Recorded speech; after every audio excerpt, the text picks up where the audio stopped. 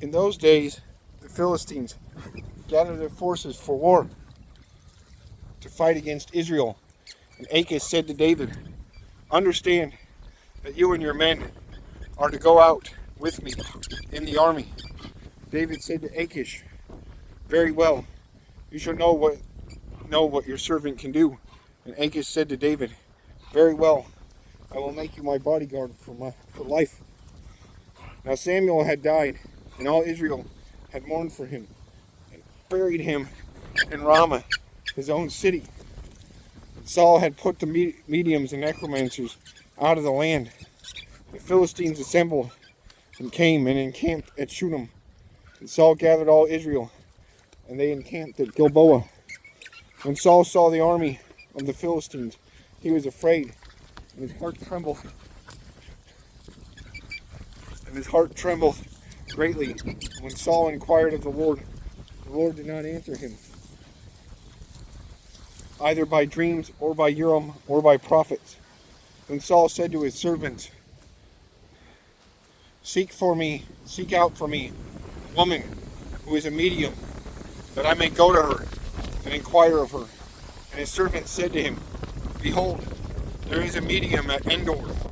So Saul disguised himself, put on other garments, and he and two men went with him. And they came to the woman by night, and he said, "Divine for me by a spirit, bring up for me whomever I shall name to you." The woman said to him, Surely you know what Saul has done, how he has cut off the mediums and the necromancers from the land.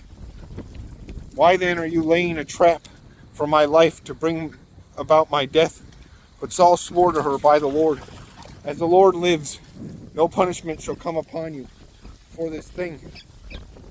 Then the woman said, "Whom shall I bring up for you?" He said, "Bring up Samuel for me." When the woman saw Samuel, she cried out with a loud voice. And the woman said to Saul, "Why have you deceived me? You are Saul." The king said to her, "Do not be afraid. What do you see?"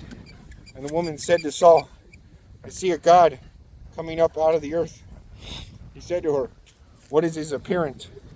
And she said, "An old man is coming up, and he is wrapped in a robe."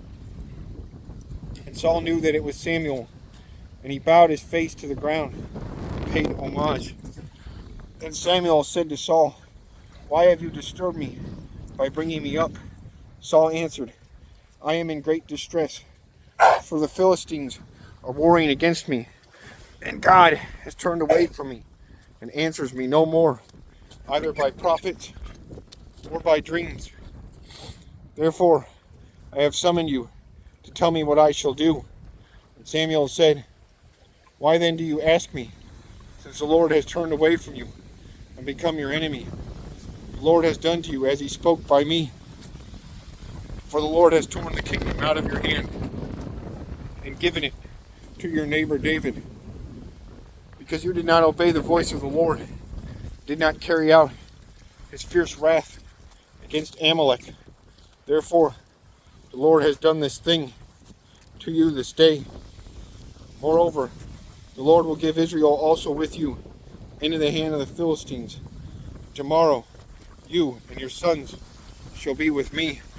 The Lord will give the army of Israel also into the hand of the Philistines." And Saul fell at once, full length, on the ground, filled with fear because of the words of Samuel. There was no strength in him,